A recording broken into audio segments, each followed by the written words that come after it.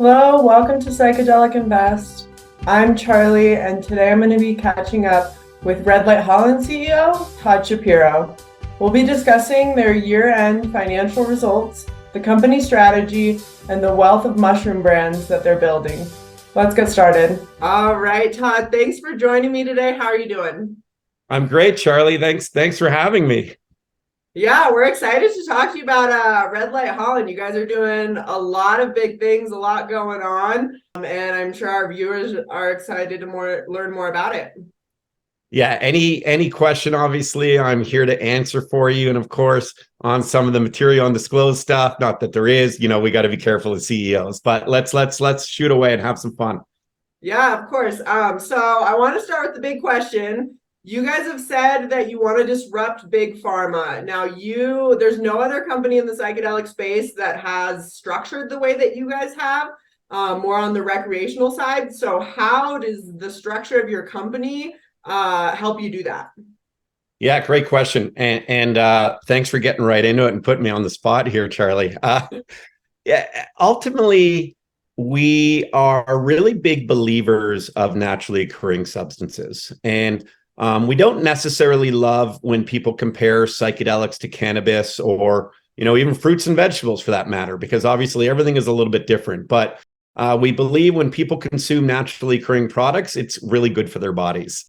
And when they consume a psychedelic, that's a naturally occurring product. As long as they do it with responsible, careful usages, with information and education, we believe, and statistics are showing, it's good for their minds. So we took this route.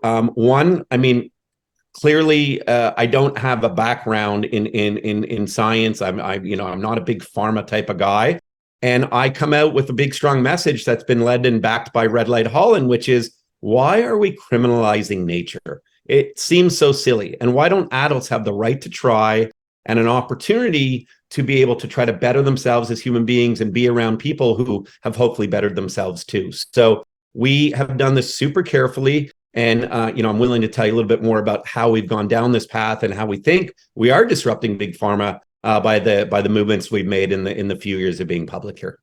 Yeah, please do. I mean, I'm curious specifically what that lineup is with big pharma, because the way I look at the industry is there's kind of two sides to it, where there's the people who are never going to, go into a clinic and take psilocybin that way. And then there's the people who would never take it from your company, right? They want to be with a therapist, with a doctor. So where do you see the intersection there? It's a really valid point. I mean, and our market research shows that there are people of all different varieties who, yes, some would want a standardized synthetic version that has been, had a molecule tweaked on it. In a way, it's sort of just another form of an SSRI or something that can maybe help them and do it by a prescription through a doctor. A lot of people like to go that way. But then we're seeing that a lot of people really like to take natural products. And within the facilitator-based models or doctor therapeutic models, we also see that now a lot of people are saying, hey, well, listen, I don't have the time of the day to go and take a hero's dose of psychedelics, to sit with a doctor through long-form therapy, and then to need a day or two to recover, or even go and do it for a week's retreat. Or, hey, can I even afford one session that looks like most people are pricing in the ranges of north of $1,500? There's a lot of research going, hey, how about this? Why don't I get it? Well, one, in the Netherlands, where legally I'm allowed to do so, which is where our company operates, and do it through careful messaging. And, we even have things like a telecounseling support system that you could book time with our therapist, or perhaps down the road, and this is what we're really advocating for, is there this sort of mid-dose model, which is maybe even a little bit more than a microdose? Maybe you take a couple of 200 milligram pills and you sit for a half an hour with a facilitator present. You then potentially could go into a doctor's office. Instead of taking down the entire wall for, say, call it severe trauma, to really go deep and dark, maybe just take down a couple of bricks. And when you take down those couple of bricks, it opens you up to have really meaningful insight with therapy, with the doctor, that you could talk about some maybe smaller issues or take baby steps to get to those deeper issues for a hero's dose. So we're seeing a lot of people are looking at it as more traditional therapy and more traditional healing, meaning expeditiously, a quick session, and maybe could repeat those sessions to then have a year's worth of therapy over little bits and pieces that really truly help. And the microdosing or mid dosing could be sort of this nice little, again, taking the edge off to open up a little bit more. And we really believe that could be a really great process forward and something that we want to push. That's really interesting. So it's more of an approach of like traditional talk therapy, but like a level up where you're doing it for long periods of time and kind of peeling back the onion, which sounds like you guys haven't fallen prey to this let's fix me in a day mindset that I think has troubled a lot of the psychedelic industry. It not only troubled the psychedelic industry, but troubled consumers because they're going into it fearful. And set and setting is such a key phrase in our industry that if you're gonna go into anything fearful, wouldn't you want to kind of again take a little bit of ease with anything we do in life, whether you take up golf or you take up a pottery. Like you're not just going hardcore the first day. You're taking slow lessons. You're learning, the different types of ways to then become better at what you do. And therapy should be looked at the same way. We don't just want to go hardcore right away because that could really fear people away from psychedelics. And yeah, there's some great facilitators and some great therapists out there who are obviously there to guide people through bad trips. But why do you even need to be in a position where you could potentially be in a bad trip? Why don't we take these slower steps? Because if you just take a little bit of a microdose, studies show that it's very rare that you're going to have contraindications to that experience. And we also know there's no addictive qualities to these little experiences. So that's really what Red Light likes to push. And we want to do that with a naturally occurring product. And we want to do that with homogenized capsules. And that's something we are currently working on. And maybe I'm jumping ahead of future questions of yours, Charlie. But we've had our farm-grown product from the Netherlands, our magic truffles, for lack of a better term, that are psilocybin-based, shipped over to Seacrest Laboratories, which has their controlled substances and dealer's license in Montreal. And they're going through our stability testing now. They've gone through their heavy metals and pesticide testing. They have got a COA on it already. And this is sort of our first step to hopefully show the regulatory bodies or emerging markets or a vast network of doctors, call it in Australia, that we're working with through another partner called Nubu Pharmaceuticals to say, hey, this is a product you can trust. This is a product that shows the amount of psilocybin with a little bit of variances because it is naturally occurring, that is proven to be made of good quality, not just from some dude down the street or some email, some website that you're ordering or now we're seeing a lot of stores open up in Canada, illegal stores for that matter, but we're not really sure what's in them. So this is what Red Light is very proud of, taking these next steps to trying to show a consumer and even again, the doctor network and pharmaceutical distributors to say, hey, much like you did do with cannabis, and this is really the only comparison I like to cannabis, is they were prescribing naturally occurring cannabis strains for patients for medical usage. Yeah, absolutely. And so I know this question is like pretty much impossible to really fully answer, but just to the best of your ability, what opportunities are you seeing in future legal markets? So obviously you guys are operating in the Netherlands where it's legal to have these truffles, but have you started to notice any potential opportunities in the legal Oregon or Australia markets that you guys are interested in? Yeah, we're seeing a lot of emerging markets opening up, but it's tricky. And I've told our shareholders this in the past. We don't want to predict the markets before they come. Just because Measure 109 is being written and just because we're seeing great advancements in Washington State, and we're hearing a lot of talks around California now. Australia is obviously a big one that they have regulations. It's still, even though regulations are being written, there is still this sort of interesting area of how does it ultimately get distributed and get to end patients. Meaning Red Light Holland is doing things carefully. I mean, Warren Buffett will say 98% of the investments he'll make are after companies have failed and realizing what they did wrong and then kind of do it with the ones that have recognized how to do it right from their failures. And that's a lot of our path. We're well capitalized. And just because we see emerging markets open up and just because maybe some of our shareholder base would like us to jump right in, pounce in, set up shop, let's go. Well, listen, just because an emerging market like Australia is kind of now getting there, I don't think we should all of a sudden hire 8 people, open up a clinic, think we know what to do until we realize what is actually going on here. So we are playing, to answer your question, Charley, we're paying extremely close attention to all these markets. And I joke with our own shareholders sometimes because they'll send me emails or, hit me up on Twitter or something and be like, have you heard about, I mean, our intel is very strong. And we've even had advocacy groups working on behalf of Red Light Holland. One of our own senior management pitched in front of Congress for Measure 109 in Oregon, or in front of Senate, I should say. And we are there, we know, but just because they're opening up doesn't mean I can tell you concretely how the business will be done there. Once we recognize that path, we believe we will have a potential to be there, or at least work with partners in these areas. But we, most importantly,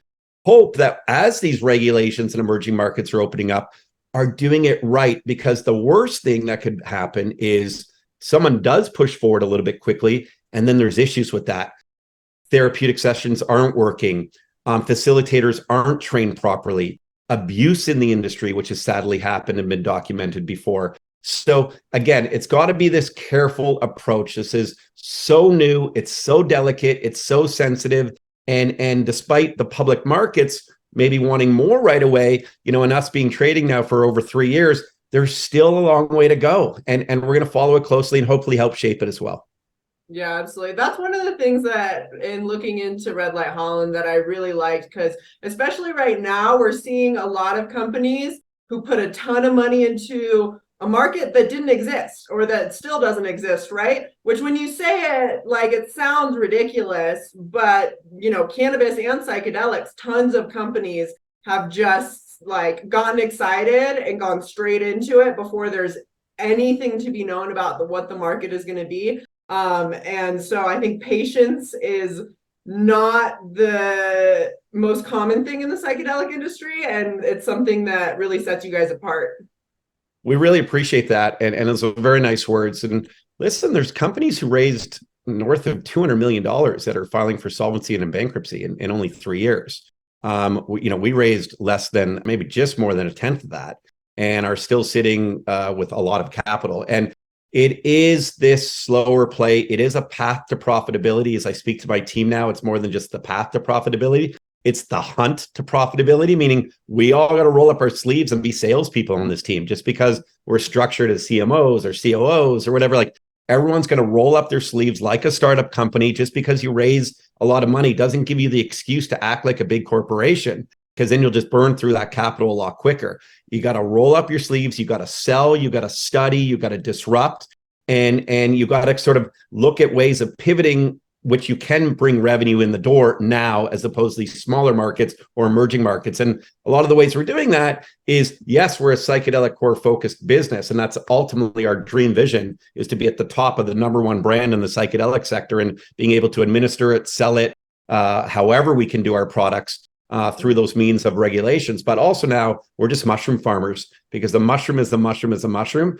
And we love the benefits of also shiitake, lion's mane, oyster mushrooms, potentially other mushrooms. So we're really having a lot of fun delving into the mushroom side of things too.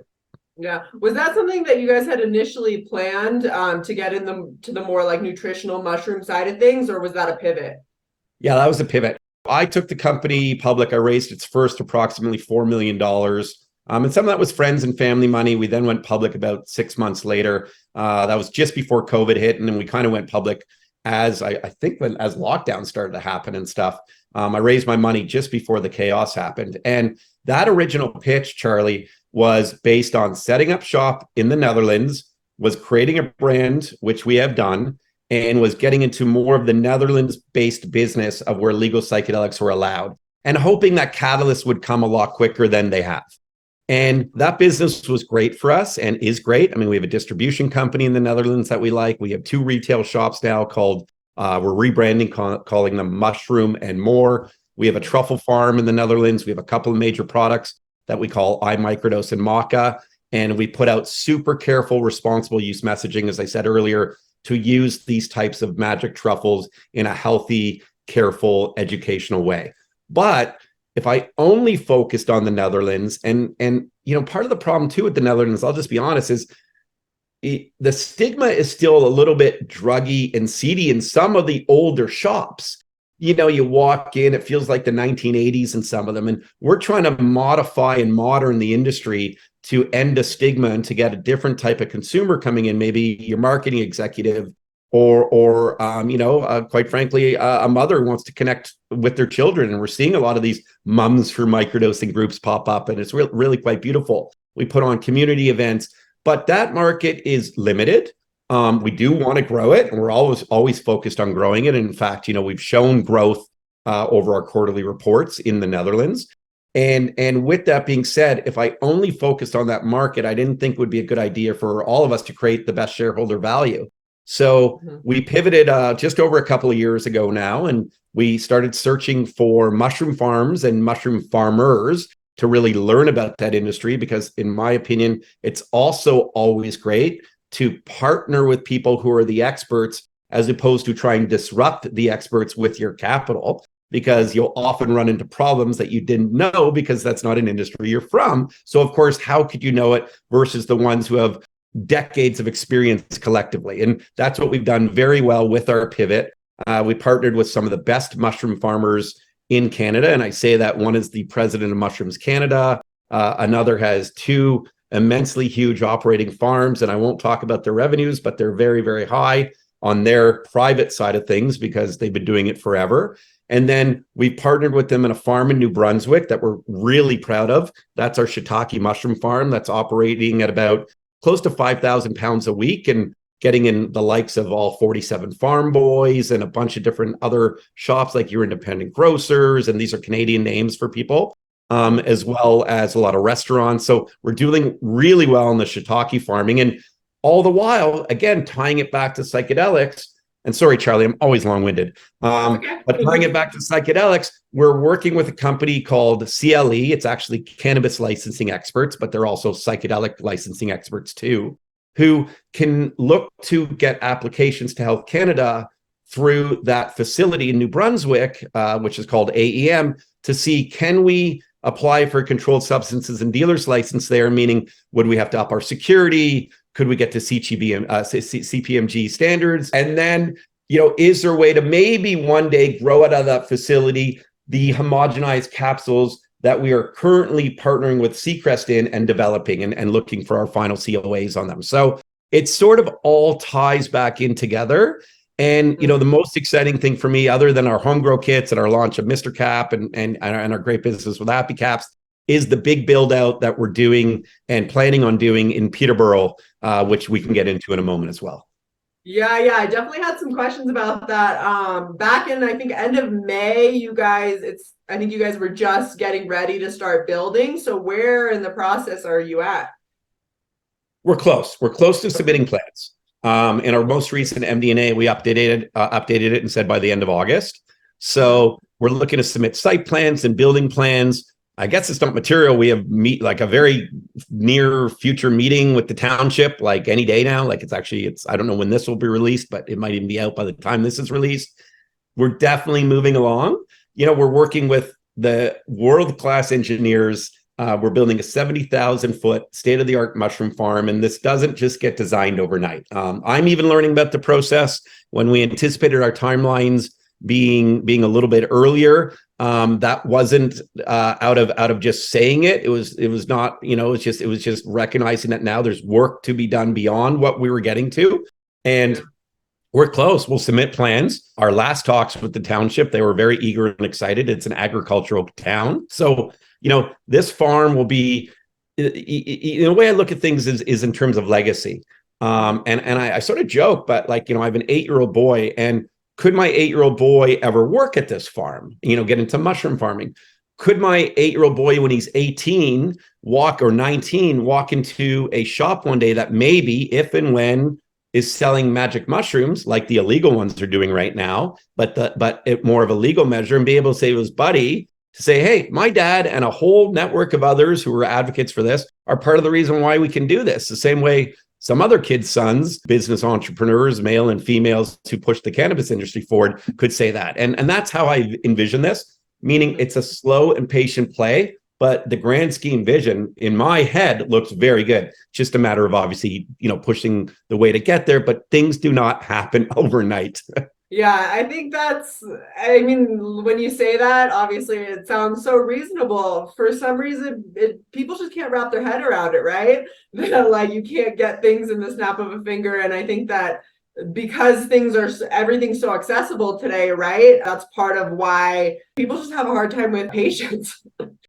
And Charlie, listen, I get it. I was I still am a retail investor Yeah. in companies, and there's a lot of microcap investors that want overnight, quick wins, and there's some, and it's a line I've stolen and used before that Tim Cook says from Apple is when he first, I always go to these quotes, but when he first met Warren Buffett, Warren said, "I'm going to invest in Apple now," and Tim immediately said, "Great." And the reason why he said great is because he was aligned in a long-term vision, because that's how Warren, invests. It's not about that immediate win or where they look a couple of months from now.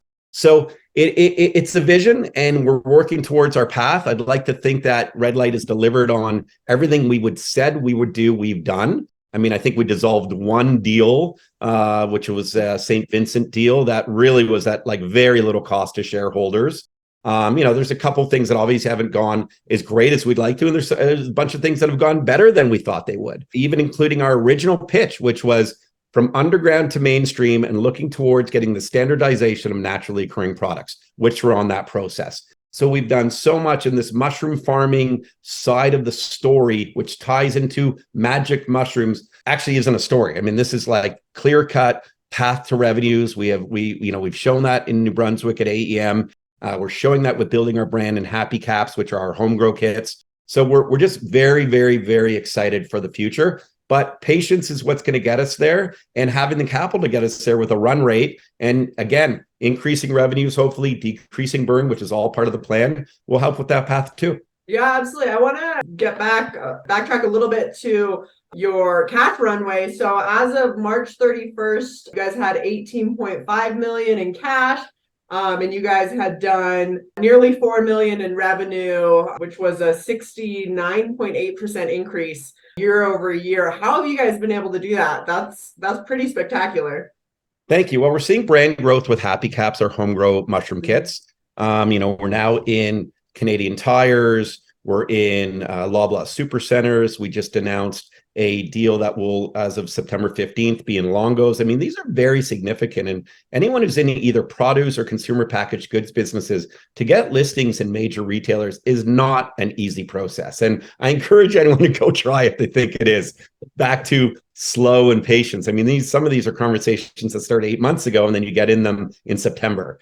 So we're very proud of the growth of that, which leads to more sales and obviously more revenues. The farm has increased capacity to nearly 100% capacity, which sort of started off a little slower than one in New Brunswick. We've had really nice, steady growth over at our distribution company in the Netherlands. We are bringing in a little bit more money in the retail shops. By the way, seasonality, summer months are always a little slower. Our big strong months are usually September, October, November, December for home grow kits. And so we're excited about all these different revenue streams we're bringing in. And we're really excited about the new revenue stream that bring in for future reporting. It's going to be a build, and we have a major celebrity behind it. But this brand, Mr. Caps, we're really excited for, because we've seen the model of Happy Caps, which is basically a very similar product, just a very different branding. One is Canadiana, one is a lot more sexy, one is a lot more character driven. It's like going to be a really fun brand, Mr. Caps. And we're anticipating to get into, hopefully, a lot of different retailers, especially in the States, to grow revenues there. So the focus is always on revenue growth. Yeah. So Mr. Caps, that launched just a couple weeks ago, correct? Yeah, I'm trying to get a better lighting. I'm getting blinded, but the sun just came out where I am. So yeah, Mr. Caps merch launched, and I love the merch. I'm really mad. I had a bunch of the trucker caps, but when I was at the Wiz Khalifa concert in Toronto, and I got a bunch of merch, and so many people were asking about them that I was like, just giving them to them by the end. I was like giving them the random, like, people who knew of Red Light and knew, obviously, loved Wiz Khalifa too. So I'm getting a shipment of more merch because I want to really rock. I love the Red Light logo, but I love the Mr. Caps logo too. So that I like the hat, the white fluffy trucker hats. Those are pretty cool. Yeah, right. I mean, I'm a trucker half guy. Like some people joke, I'm 50 years old. I'm the CEO of a publicly traded company, but like we're in the mushroom world. Like, can we just be who we are? Isn't that the whole point of life? Is don't compromise yourself. Don't judge a book by its cover. It's like something we were taught when we were 4 years old, and maybe look beyond an appearance and look to what makes people comfortable to do what they do. And I encourage everyone who's watching this, be you. The more comfort you have, the more passion you have at anything in life, the better you're going to do in that line of work, whatever work you're in. Because the second you feel like you need to put up a brick wall to hide yourself, or you need to be fake around someone just to prove something, the mind always gets figured out. And so does the aura and energy of people, going with the flow, not trying to fake things. Be yourself. You'll have your best success that way. So anyway, there's my little rant for the day. But yeah, we're excited for the business. People tuned in for some numbers and they get some great life advice thrown in there. It's perfect. I'm a bit of a therapist on the side. What can I tell you? The homegrown kits from Mr. Capper are going to be anticipated being launched very, very soon. We're really excited for it. This is like, again, a really, really cool brand. Mr. Caps and Wiz Khalifa are like, we're talking about a team from LA that's grown Khalifa Kush to, they work with a lot of different distributors, and they're a private company, but listen, they work with Truly, they work with like some of the biggest cannabis companies. So how is it that they can leverage their connections to help a mushroom product? We're confident in that. And how can our team help push out this great product too? And if we can duplicate what we're doing for Happy Caps in Canada into the United States, sheer numbers alone show that should be a success. So we're very excited. Yeah. And when you guys had initially announced the Mr. Caps brand, like back in 2022, there was talk about it being a truffle brand as well. Is that still in the works, or that was put on the back burner? Yeah, a little bit on the back burner, quite honestly. It's not that it's not in the works. Mm-hmm. It's we want to make sure that we do everything right. We're in such a highly regulated industry. Let me just say that. If people understood the pains of a publicly traded company, just for reporting, quarterly reporting for microcaps is like, it takes away so much of the time for, especially if you want a small team and not overpay for staff, that you want to use to grow the business. And then couple that with the regulatory process of psychedelics, factor in now one of literally the world's biggest celebrities, and he just went on tour with Snoop Dogg and every show was sold out, and look at his Instagram followers and things. So you don't want to force things back to comfortability. Everybody's got to be comfortable with this. So in the meantime, let's grow the mushroom brand. There's always a wink, wink, nudge, nudge psychedelic side of us. And let's get people comfortable, and let's really truly watch regulations and stigmas in. But yeah, it's always being planned. I mean, it's just a matter of when is the right timing. And right now, you don't want to get too boggled down in too many launches at the same time. And this big homegrown kit brand is again, we're anticipating a lot of good from it. So that's clearly where our focus is with a small team right now. Mm-hmm. And is this because the nutritional mushroom side of things has just proven to be more revenue generating? Yeah, I mean, listen, we don't have limited markets, and we don't have people looking over our shoulder for every product we sell, because 99% of the world doesn't sell it or can't. So for us, it's like, yeah, we're very good at mass production now when it comes to homegrown kits. We're very good at terms of like delivering an end product that consumers are liking, loving, giving good reviews on. And yes, there are nutritional benefits. It's also fun. I mean, it's just a fun way for a date night. And, you missed your mushrooms, and, you wake up in the morning, you see a little bit of growth, and hopefully you maybe saw a little bit of growth in the evening as well. And I'm just saying, like, that was a little bit of a pun, but I mean, it is a really fun activity. And couples love it. And, if you're stuck in a little condo, it's really nice to have growth. It's kind of like a beautiful flower in a way, but it's just a fungi. And then of course, if you're a chef or you like cuisine, you can, cook fresh mushrooms on a pizza or put them in some sauce.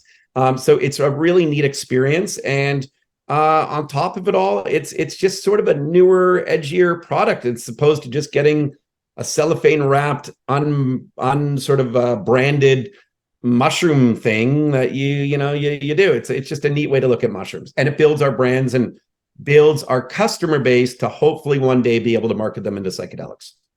Mm-hmm. And is the Petersboro farm, is that going to, is that grow going to feed into your brands, or are you going to be selling to other businesses? So I'm gonna kind of keep a little bit of lid on that because it's not like nothing in this industry is sort of IP related or proprietary related, but it's more like I'm just protecting it because we do have a plan there. It is in the exotic mushroom space, though. That Yeah. that is not planned right now to be a part of the psychedelic side of things. That would be more of the New Brunswick farm and Eel River Crossing, our AEM farm there. So, but with that being said, it's exotic mushroom farming, and we've given some look on it on terms of where we think we can be in revenues in our MD&A, and people can see that where we've said like at full capacity at some point, we feel like we could be doing 16 to 18 million dollars out of that farm in revenue. So the path looks bright in my eyes, in my opinion. Even the idea that we have like a 3D rendering one day, like that I can actually, physically look at that and know that we were a part of building this beautiful mushroom farm. And it's so exciting for me because we see Red Light and our portfolio companies as continually growing and evolving into a much bigger everything mushroom company. And that's, Charley, like obviously with investors and stuff, it's a lot of forward-looking statements, do your due diligence, careful investing, all these things. So responsible CEO says that. They just don't tell people, but we're confident. We remain extraordinarily confident. Yeah. As for the revenue for the farm, so you've also said, you mentioned the revenue of 16 to 17 million. You've also said that immediately once the build is done, that you guys would be making about 80K. I can't remember if it was per week or per month. How long do you expect for it to go from that initial revenue once the build is done to the maximum? Yeah, I don't have the exact answer on that right now, but I know that we feel like if you factor in all of what we can produce and within reasonable, careful projections, and those are still like, careful projections based on the relationships of our partners. Again, if I started spewing out the numbers that our partners were doing, people would think, oh, that makes a lot of sense. I mean, this is a grind, a hustle of a business. Mushroom farmers are actually very few and far between. I often joke that the mushroom business is kind of like being in the mafia. There's only so many families on a grand scale that run mushroom farms across the world. And if there's mushroom conferences, which there recently was one in the Netherlands, all the way to Pennsylvania, where a lot of mushroom farmers are, people at the top know each other. And our partners are at the top. And that to us is important. So it's not just Red Light Holland, Todd Shapiro, and our management team, Ridley Doolittle, putting these projections together. It's working with people who understand the industry. And that's why they're confident saying we'll get there. But I don't want to jump to conclusions as to how long it's going to take us. But, if things move well and if we continue to use our contacts and sell and produce and get this building up, which we still are saying in our MD&A that it can be done by, next summer, the key, once submissions and approvals get into place, the building is actually a prefab building out of the Netherlands. A lot of the work on this side is more of the road work, a little bit for the driveway, for the site planning. There's then going to be, typical excavation, footings, the foundation set. And then, I mean, like a lot of it is a prefab thing that once produced just kind of goes up like a much fancier Lego. So we're really excited. Yeah, you guys have a lot of moving pieces. Will you talk a little bit more about how you're integrating those together, how they support each other, and how you're not just building your brands, but really propping up the mushroom industry as a whole? Yeah, thank you. Can we talk about also your incredible preparation and handling this interview moving forward so well? Like, I mean, great job. Thank you, Charley. It's great. It's a lot of fun.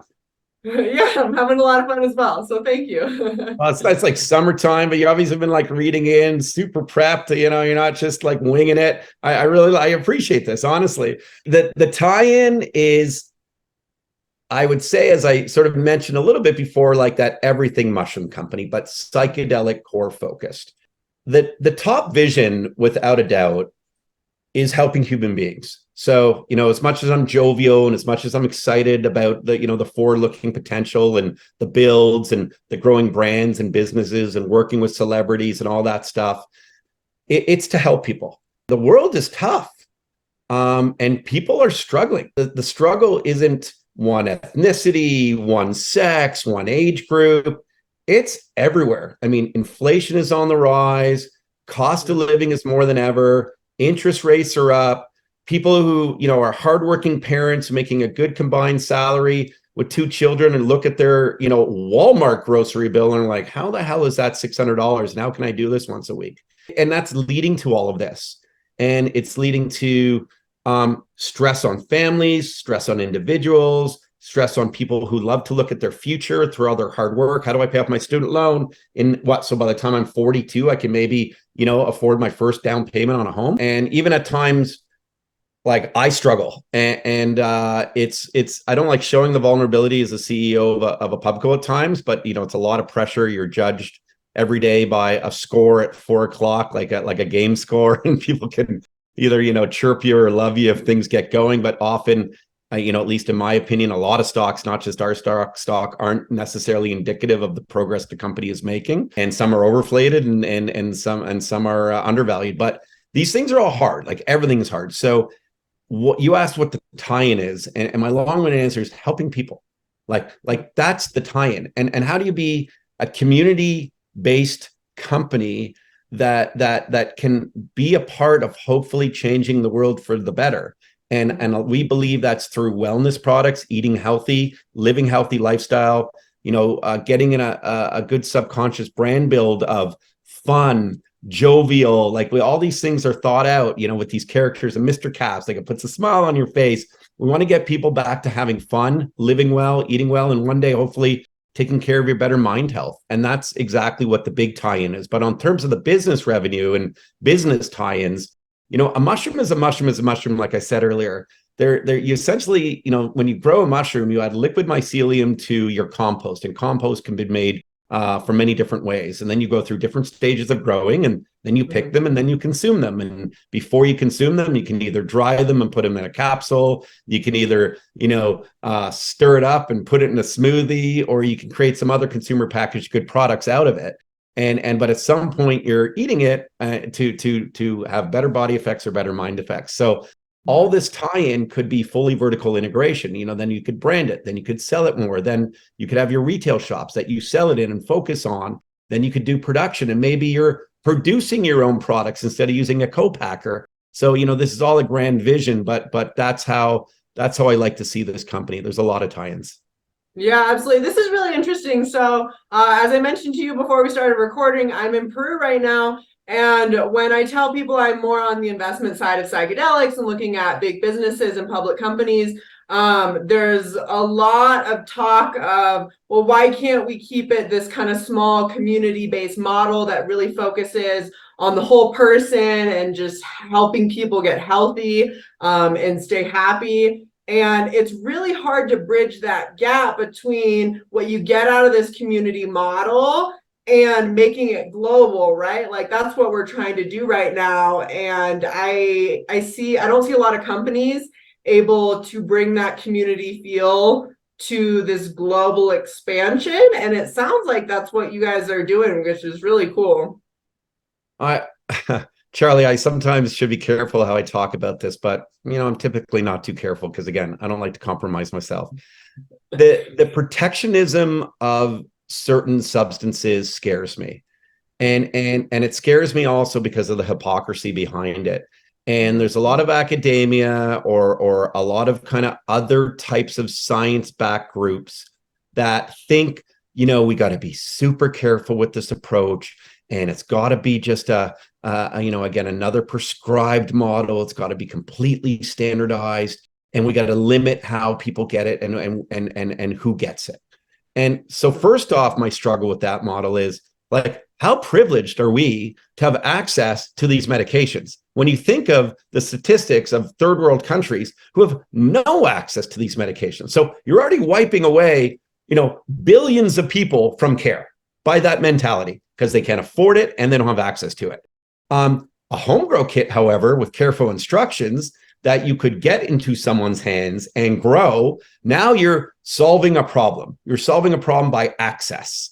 And I don't like people crapping on our branding side and getting in the subconscious and building this beautiful spiritual beyond just this little group of people and opening that up to the worldwide, where, yes, we can live better. Yes, we can still be capitalists doing it, by the way.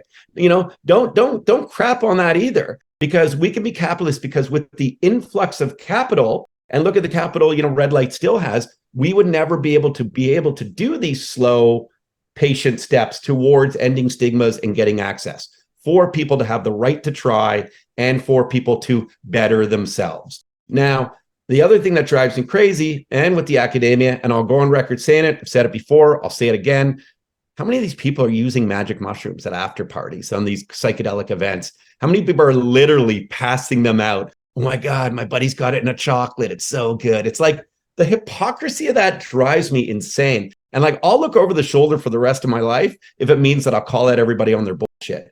And if you have the right to try, don't be a snob, don't be an elitist, make sure everybody has the right to try. And also don't just, again, look at a company like Red Light who's talking about that proudly. Look about how the careful steps we're doing it, with pamphlets showing you contraindications, with proven recommended dosages, with telecounseling support set up, with getting homogenized capsules and COAs, and talking to pharmaceutical networks and doctors and trying to be able to get it prescribed carefully, and talking about maybe a mid-dose way of doing it and creating new protocols. So we're really, really proud of what Red Light's doing. We have a strong team behind us. We have a very supportive board of directors. And yeah, of course, we're always concerned about the stock and the growth of the company and making investors money, but we're also really concerned with the growth of ending that stigma and making sure people have that right to try and access to it. Adult use. You bring up a really interesting point that the pharmaceutical industry is really the only space in our capitalist system where the people running the companies or the people making the product don't at least have to pretend that they would consume it, right? And it hasn't always been that way. That only happened, somewhere between 50 and 70 years ago. It used to be the people developing these drugs tested them on themselves first. I mean, that's how we discovered LSD, right? He was testing this random compound that he had created. And it's interesting that the pharmaceutical industry has become that way and that we've accepted that. Because can you imagine if like the CEO of Coca-Cola came out and was like, yeah, actually, you guys, this is really bad for you. It never happened. It's interesting. Everyone's protecting their own brands and their own livelihoods. And the other thing, though, and I should say this, listen, big pharma is incredible in some ways. I have someone very close to us in our family that got stage 4 lung cancer, and without daily pills, that person would be dead. So there's obviously like amazing advancements in medicine and amazing advancements. We're learning now advancements about longevity and surgical advancements. I mean, this is tremendous for saving people's lives. But on that process of living our life, we should have access to naturally occurring substances too, and stop criminalizing nature. And yeah, listen, at the end of the day, the CEO types and the ones actually affording the $10,000 a night therapies and the ayahuasca experiments deep down in the mountains, there are like a lot of individuals he would never think would fit that model going there and doing these things. Trust me. And hopefully we become more spiritual as a world because of all the craziness going on and all the access to seeing the craziness, which makes it hard as you're scrolling through. It's like, and I don't want to take away anything from real post-traumatic stress disorder and real people have seen real things, but I do not think it is good for our children's eyes and even us as adults' eyes to scroll through and see death, to see destruction, to see fighting and bats hitting people's heads and shootings, like, they'll see in a mall and you'll see a video cam of the security cam substance. And you stumble upon this stuff now. Everybody does. That is hard for humans to witness, and more reason why we need to come together and think of the good and promote wellness and look at the companies that are really trying to do that, because there's some really good ones out there. And I think we fall into that category.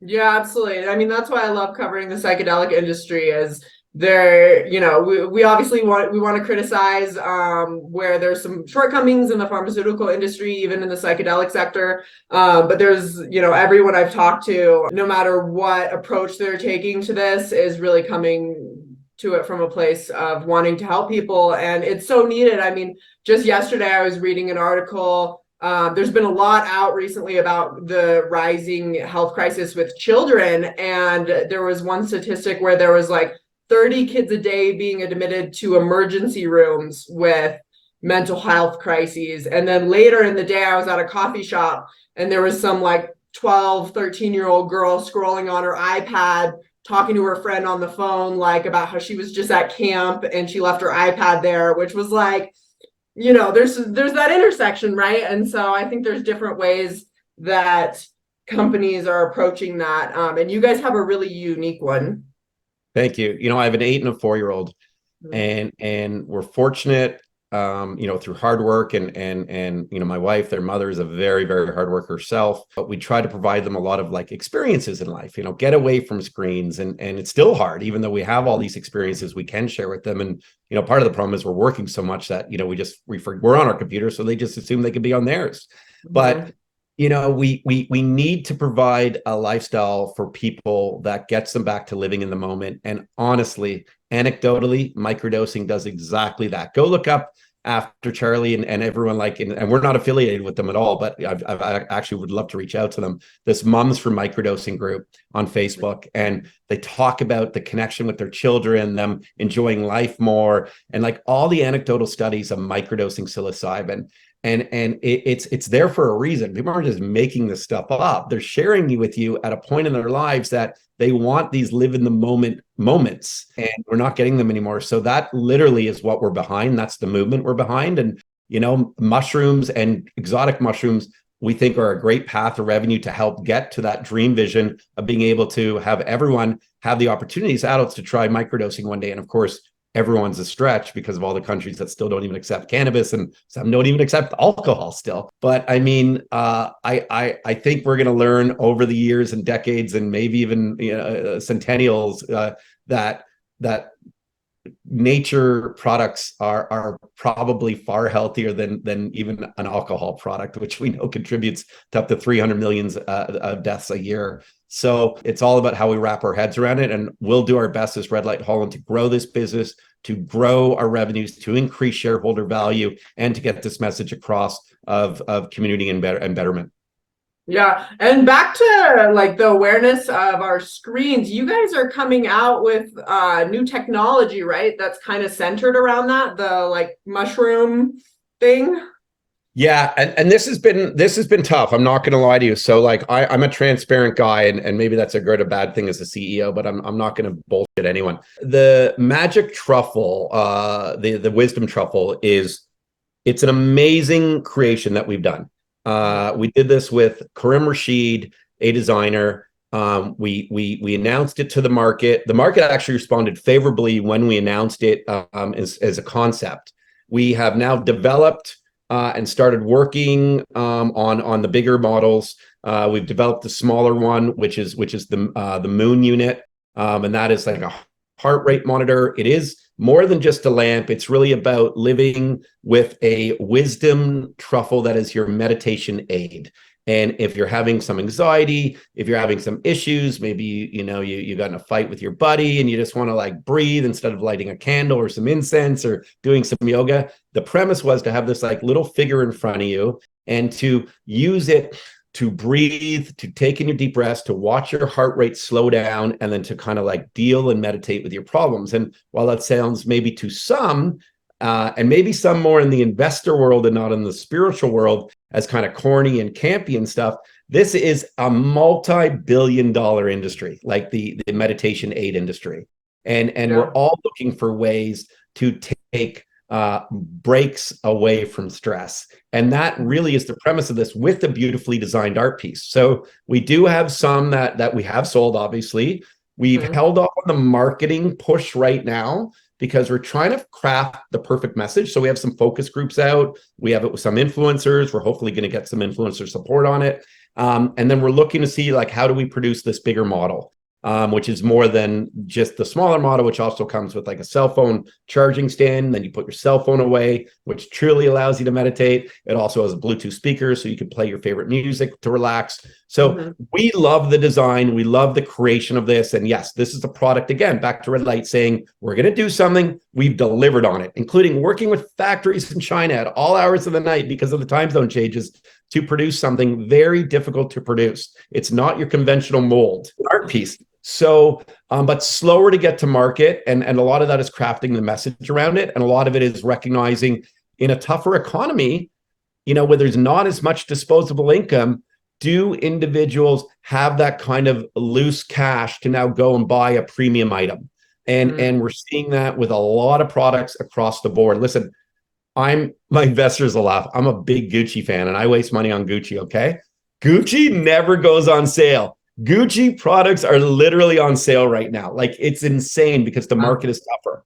So, it's just if you like clothing or furniture, all these things have crazy discounts right now. Spending is hard on higher priced items. So that's why we're also loving the home grow kit business and everything we do in the Netherlands. Everything's typically $30 and under. So it's stuff people can afford. Yeah. So you guys have actually a pretty good like span of price ranges to hit different markets as well, it sounds like. Yeah, I mean, a lot of it was sort of learning on the fly with the wisdom truffle. Truthfully, like, we had an idea what the cost would be. I, really still believe in this product. I love it's a face. The face of it is the face of our logo, so it's a branding exercise too. So it gets the subconscious again. And again, there's no time stamp on these products. So if maybe economy picks up, maybe we'll focus marketing campaign then on it. In the meantime, we do have some, and we'll look to either still continually soft sell or maybe promote, but we'll recognize that path when we feel comfortable doing it. And in the meantime, the Mr. Cap push is going to be the big push coming up. Happy Cap still continually does its thing. We're going to build our farm. And then Charley, and this is something I've been really open and honest with our investors, is we're always continually looking at M&A opportunities. There are a lot of distressed companies out there right now, like a lot. And could you buy companies for pennies on the dollar that still have great potential, but just ran out of money as they were starting to hit that potential? Or is there a profitable company that would like a little bit of an influx of capital to grow more?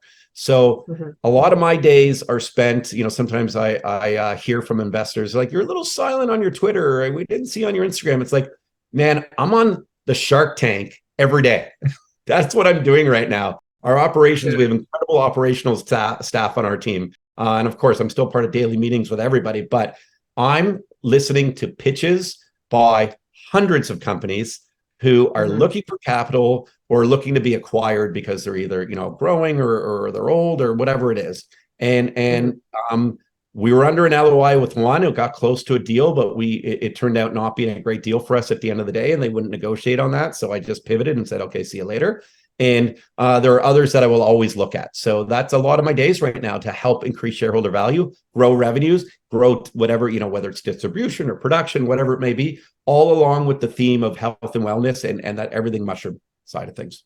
Yeah, that's a really interesting position to be in the industry right now. Just for our viewers, like, I want everyone to understand the psychedelic industry is in a consolidation phase. Like, there's the companies like you who are in the position to merge and acquire, and there's a lot of companies who, if they don't get acquired, and they don't get some help, or even if they, like you said, if they have good assets, are just not going to make it, largely because that initial hype before the economy tanked, that there was so much money going in, there was such a high burn rate for a lot of companies. So you're really one of the few companies that are in that position to offer that and to grow through this economic difficult time.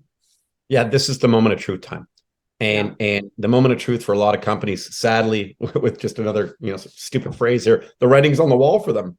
Yeah. Unless someone comes in and gives them some capital to support them, the writing's on the wall. And by the way, it's not to say they didn't do the right steps in growing a company.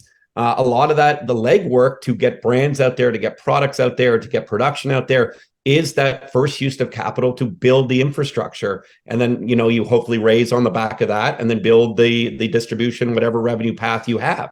But people don't have that second opportunity to get that second wind of capital to keep them going.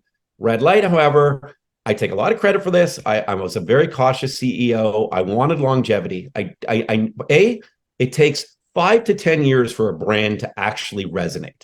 That's on any study for any company. Maybe one is a viral sensation, but most take years and decades to go.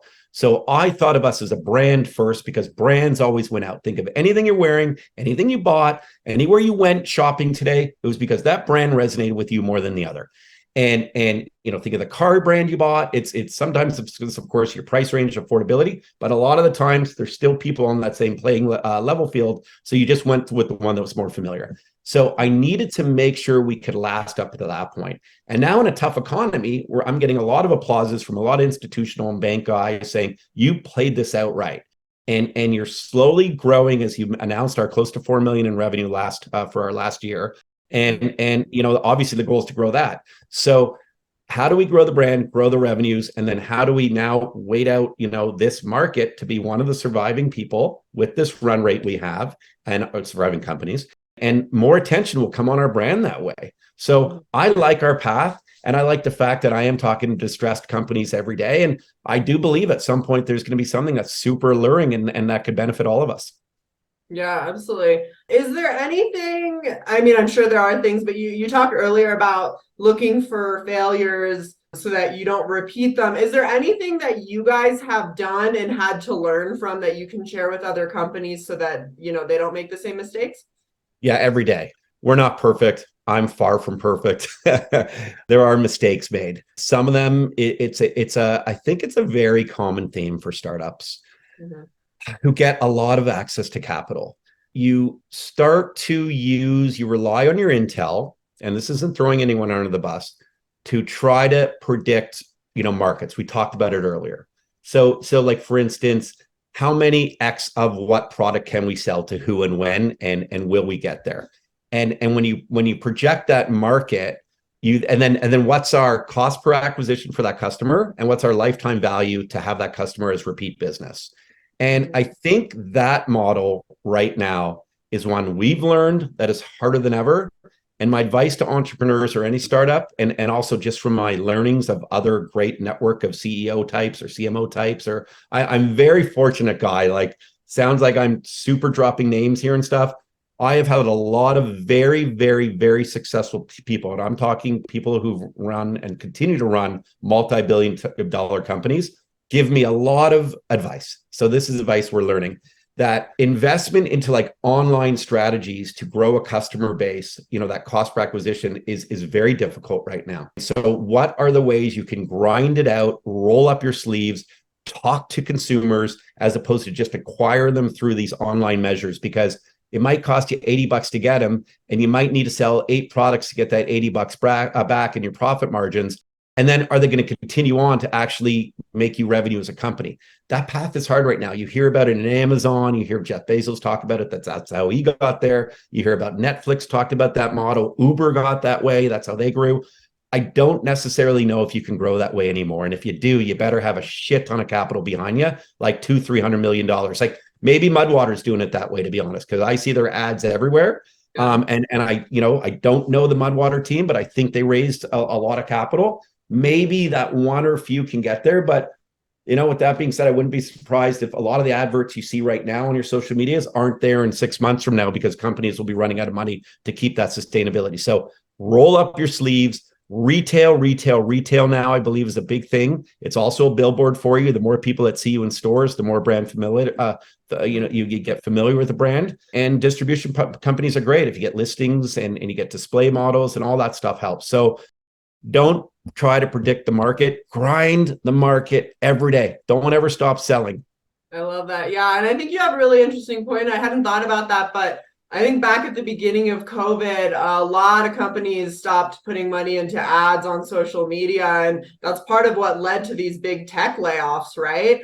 So it'll be interesting to see where that goes. I know you say don't predict, but do you have any ideas that you think marketing and brands might shift towards, even in just the coming months or year? Well, I'm a big fan of celebrity endorsement. So, that's what I'm betting a lot of our success on, especially in the United States. So, and I know you live there mostly. And if you talk to brokers, and if you talk to, big chains and stuff, they love celebrity-backed brands. Anyone can just look to the success of Rihanna or Beyonce or Jessica Alba or George Clooney with Casamigos. Like, celebrity-backed brands get distribution easier. It opens up channels. to say, hey, X celebrity is backing it and X celebrity is going to post about it. And then they know they get attention on it. So they get it, it helps getting it into retailers that way. And then in some cases, these companies are private and sell for crazy amounts of money. And in some cases like ours, we're working with the team as a public co and just want to make sure that we bring in huge revenues on our deal. So I'm really excited to work with Wiz Khalifa. And yeah, I mean, it's what resonates at the end of the day, Charley. I think authenticity. So, to me, it's like be genuine as a company, be genuine as a CEO. We have our flaws, we have our imperfections, we have our failures. So how do you fail forward? How do you continually update markets and get to consumers with creative, innovative ways and unique marketing styles and products as many places that it can be. And that's part of my strategy with our team. And I said it earlier, we used to lead every meeting with the title Path to Profitability. The new title of every single meeting, if you think of me as Al Pacino on any given Sunday, like giving that game speech, it's what is our hunt to profitability? How are we hunters to make sure we're creating the best shareholder value by hunting for revenue? And just because you're X position in the company doesn't mean you can't go grind it out and get us an extra client or two. Our whole team knows that sales got to be focused first. Mm-hmm. And how do you balance this goal of, that hunt for profitability with this deep desire and mission to really help the world heal? Where is that balance? Yeah. The balance is the good products, right? No one can argue that a naturally grown mushroom isn't good for you. We have a ton of studies that back that up. And there's a ton of studies out there that back that up. People will cite, Paul Stamets going on Joe Rogan or whatever, talking about the benefit of mushrooms. All this is good for us. There's a mushroom craze right now, and that helps our company. There's mushroom stands, there's mushroom clothing, there's mushroom designs, this mushroom fungi helping with climate change we're learning about now, the importance of the mycelium network to help the planet Earth. This is good for our business. So all of that about health and wellness, like brands who grow and health and wellness can go together. So the more a brand goes, the more we can educate too. And when it comes to psychedelics, we tie that in very nicely by community events. And, we did this microdosing concert. We'd like to explore more of those, ways to talk about microdosing and hearing from a community on how or if it's helping them. So build the brand, be authentic, tell your story, have educational products, have good video support or good pamphlet support. And that message will get out there. I think it is, I think that message for sure is getting out there with us. Yeah. And do you see that just continuing to grow exponentially? Yeah, we are health and wellness focused. So if we were to ever get into, that's part of the problem with quality control, right? Like there's been a couple of, call it one main product that we had considered acquiring that we thought would be good for the mushroom brand side of things. Mm-hmm. But at the end of the day, it wasn't a good product. Like it was high in sugar. It just, sort of went against the real health side of what we want to do. So, and it might have even made some revenues for us, but that might have confused the message, to be honest. So that's just an example of that. Yeah, got you. All right. Well, I think we should start to wrap up. I could probably talk to you all We could talk forever. I know. Really good. This has been really interesting. Just before we do, is there anything else you can tell us about the future of Red Light Holland, or just anything else you want to share with our viewers? No, I listen, I just thank you. Like I love it. Felt like a real conversation. It didn't feel like too promotional and just the company, a little bit about like everything we're doing. And at the end of the day, I try to be obviously as transparent as I'm allowed to be. And there's a lot of regulations, as I said earlier. I try to be also available, although that is taxing on my time and stuff. People can try to create drama with microcaps, not just our microcap, but any microcap. And I often will just say, like, if you have any questions by any of the drama you ever hear, like, there will be an opportunity for you to get in touch with me, whether it's through a Q&A or, reach out to my assistant, just email our stuff or on the website. It's so easy. And at some point I will make that time. And just if me or the rest of our team are not on social, like every 2 seconds, it's because we're busy. Okay. And by the way, part of that busyness is we're allowed a little bit of downtime too. But our number one focus, and trust me, in a very tough life of managing kids and growing a business, anyone who's part of Red Light Holland is only thinking about increasing the value of this company and growing it. Like I said, we want to be a part of that legacy. We want our children to recognize what our mothers and fathers did for growing health and wellness, and to spread that message years down the road. That's our number one goal. So we're having fun doing it, and stressful markets, bear markets aside, we're going to just keep putting our best foot forward and remain as confident as ever. And we do like our plan. So it's nice for us to be able to share that confidence with you, Charley, and your viewers. So thank you for allowing me this time. Yeah, thank you for coming on. Hopefully we'll have you on again down the road. This has been an absolute pleasure. Great. Well, like we could do one live by the beach in Florida. Isn't that where you live? I'll be in Florida. Yeah, Yeah. Hey, I'm always down to spend more time at the beach. Awesome. Okay. Thank you very much. All right. Okay. Bye-bye. Thanks for watching. If you have any comments or questions, you can drop those below, and make sure to subscribe for more content. We'll see you next time.